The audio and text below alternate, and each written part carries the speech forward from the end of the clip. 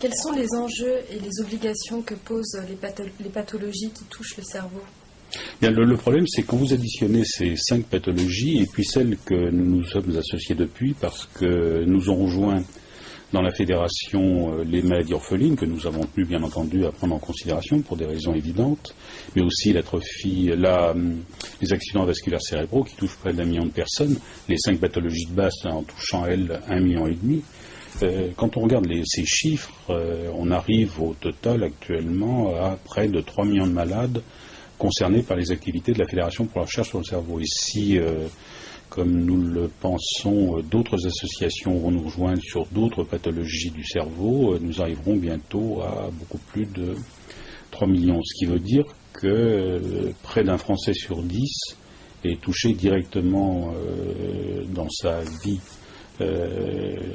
par ces pathologies, et près d'un Français sur 3 ou 4 indirectement, si l'on compte les familles, les entourages proches.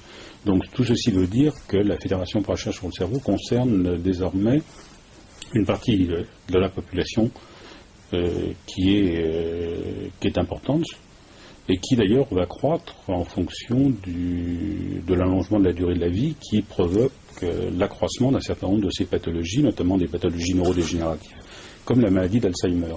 Donc il s'agit véritablement maintenant d'un enjeu de santé publique nationale. Je veux dire que les dysfonctionnements du cerveau représentent désormais plus que les cancers, les maladies cardiovasculaires, les maladies infectieuses, y compris le sida.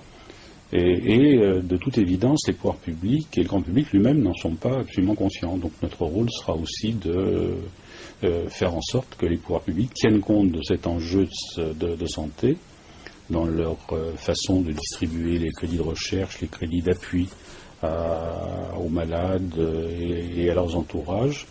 Et tout ceci veut dire que nous avons du pain sur la planche.